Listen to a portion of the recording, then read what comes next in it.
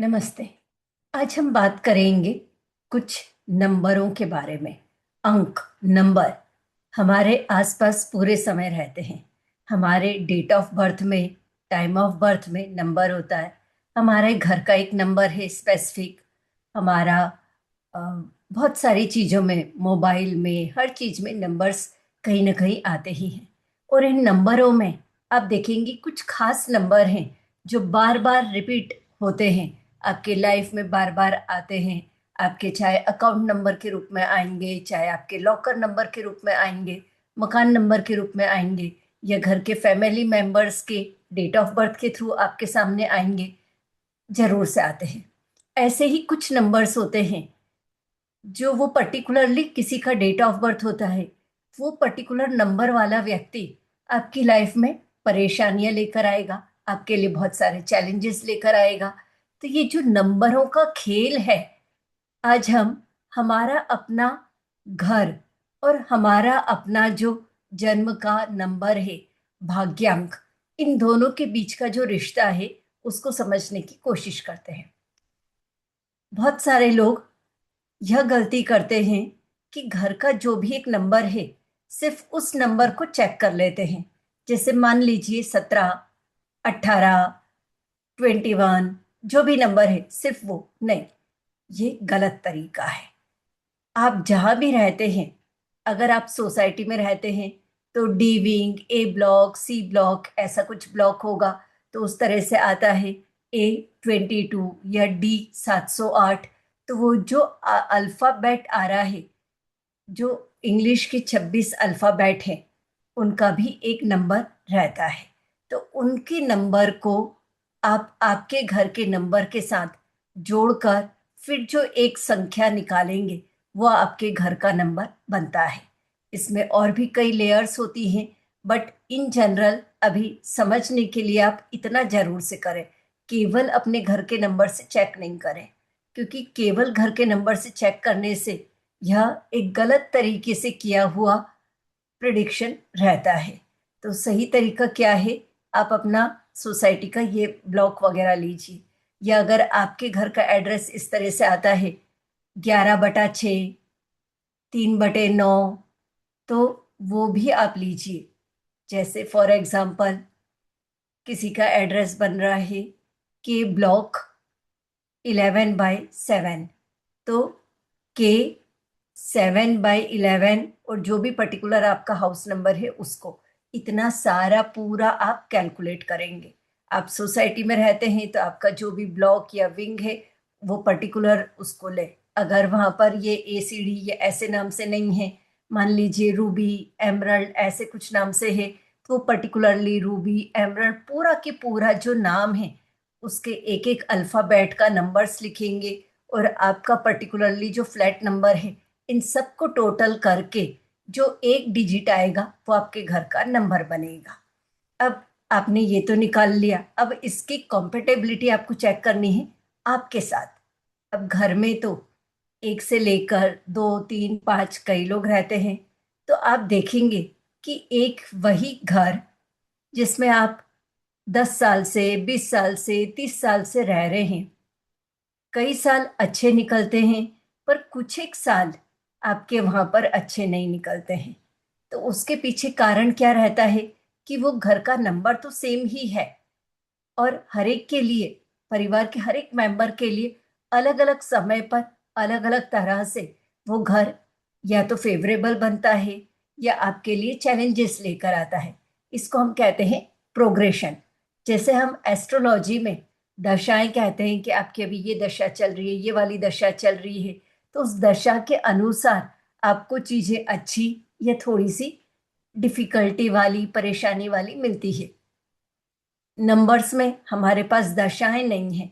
यहाँ पर होता है कि आपकी जैसे जैसे उम्र निकलती है, जो साल चल रहा होता है, इन सब का एक पर्टिकुलर कॉम्बिनेशन बनता है, उससे हम निकालते हैं प्रोग्रेशन। उस प्रोग्रेशन के अनुसार आपके लिए कोई एक साल उस सेम घर में फेवरेबल होता है, नहीं फेवरेबल होता है। तो ये पहली चीज हमको देखना है कि आपका जो कंप्लीट डेट ऑफ बर्थ है, जिसको हम डेस्टिनी नंबर कहते हैं, या हिंदी में इसको भाग्यांक कहते हैं। जैसे कि मान लीजिए आपका 11 मई 1970 को जन्म हुआ है, तो 11 मई का 5 1970, इन सबको जोड़कर जो एक संख्या निकलेगी वो बनेगी आपकी भाग्यांक। अब ये भाग्यांक, डेस्टिनी नंबर और जो आपने घर का पूरा कंप्लीट निकाला है, इन दोनों के बीच में आप देखेंगे कि ये दोनों नंबर एक दूसरे के लिए सपोर्टिव हैं। अगर सपोर्टिव हैं तो जब चैलेंजिंग समय आएगा तब भी रहता है ना कि फ्रेंड का साथ हो तो वो हमको मदद कर देता है। बट अगर एनिमी का साथ हो तो वो आपकी मुश्किलें बढ़ा देता है। तो वही घर जो आपके लिए फ्रेंडली या एनिमी शत्रुता की तरह नंबर लेकर बैठा हुआ है, वो किस तरह से आपके साथ बिहेव करेगा। जब आपका अच्छा समय है तो आपके लिए बहुत अच्छा रहेगा, जब चैलेंजिंग समय आएगा तो चैलेंजेस बढ़ा देगा।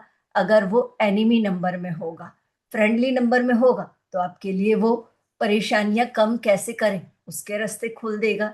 जैसे कि फॉर एग्जाम्पल मान लीजिए कि आपका घर का नंबर 1 है और आपका खुद का नंबर जो डेस्टिनी नंबर है वो 3 है, तो ये दोनों फ्रेंडली हैं। तो जब आपका अच्छा समय होगा उस समय चूंकि आपका घर का नंबर आपके लिए सपोर्टिव है, तो आपके लिए अपॉर्चुनिटीज बढ़कर आएंगी और आप उन अपॉर्चुनिटीज को यूज करके लाइफ में आगे बढ़ेंगे। बट मान लीजिए कि आपके घर आपका नंबर तो 3 ही है, बट आपके घर का नंबर 8 हो गया, तो अब क्या होगा कि ये 8 नंबर होने से या तो आपकी पर्सनल लाइफ में या प्रोफेशनल लाइफ में जो भी वो प्रोग्रेशन के अनुसार समय चल रहा होगा, आपकी लाइफ में दिक्कतें बढ़ जाएगी। हो सकता है कि पर्सनल लाइफ की परेशानी के कारण अब सेम घर में रहते हुए आप अपनी प्रोफेशनल लाइफ में भी उतना सक्सेस ना पाए। कुछ एक समय के लिए, वो 6 महीने से लेके साल भर तक का पीरियड हो सकता है या 2 साल का पीरियड हो सकता है जब आपके लिए मुश्किलें ज्यादा आए। इसी तरह से एक दूसरे एग्जाम्पल से समझते हैं। मान लीजिए आपके घर का नंबर है 22। आपने पूरा जो विंग या ब्लॉक वगैरह जोड़कर अल्फाबेट नंबर सबको मिलाकर आपने बनाया। मान लीजिए आपके घर का नंबर बना 4। अब आपके घर का नंबर है 4 और आपका अपना नंबर है 3, तो ये एनमिटी वाली रिश्ता है, शत्रुता वाली रिश्ता है। अब शत्रुता वाली रिश्ता रहेगा तो हो सकता है कि यहाँ पर आपको, आप मान लीजिए फॉर एग्जांपल रिलेशनशिप को लेकर चीजें देख रहे हैं, शादी करना चाहते हैं या मैरिटल लाइफ में हैप्पीनेस ढूंढ रहे हैं, तो जिस समय पर 4 नंबर से रिलेटेड प्रोग्रेशन में चीजें ज्यादा चलेंगी क्योंकि आपका नंबर 3 है, तब आपके लिए वो वाले साल थोड़े से परेशानियां लेकर आएंगे। इन जनरल ये रहेगा कि भले चूंकि प्रोग्रेशन का वो चीज नहीं है, पर चूंकि उस घर में आप कम से कम दिन में 7 से 8 घंटे तो रहेंगे ही, और जो घर में ज्यादा समय रहते हैं उनके ऊपर तो घर की एनर्जीज का इफेक्ट ज्यादा होता है। अब अगर हम घर में पूरे समय रह रहे हैं, हमारे ऊपर घर की एनर्जीज का इफेक्ट ज्यादा होगा, तो जो हमारा लिए घर हमारे अनुकूल एनर्जीज लेकर चल रहा है नंबर्स के थ्रू, तो वो हमारे को उस तरह की अपॉर्चुनिटीज दिलवाएगा। अब इसमें आप देखेंगे कि आपके अपने इसी घर में रहते हुए भी अलग अलग फैमिली मेंबर्स के अलग अलग नंबर रहेंगे। तो जिस फैमिली मेंबर का नंबर आपके साथ सपोर्टिव रहेगा, वो फैमिली मेंबर आपके साथ अच्छे से फ्रेंडली रहकर आपको सपोर्ट करेगा। और जिसका नंबर सपोर्टिव नहीं होगा वो आपकी चीजों से सहमत नहीं होगा। आप दोनों के परसेप्शंस अलग अलग होंगे और उसके कारण आपको तकलीफें आ सकती है। अब इसमें हम चूंकि न्यूमरोलॉजी पर बात कर रहे हैं तो हम केवल नंबर्स पर ही बात कर रहे हैं।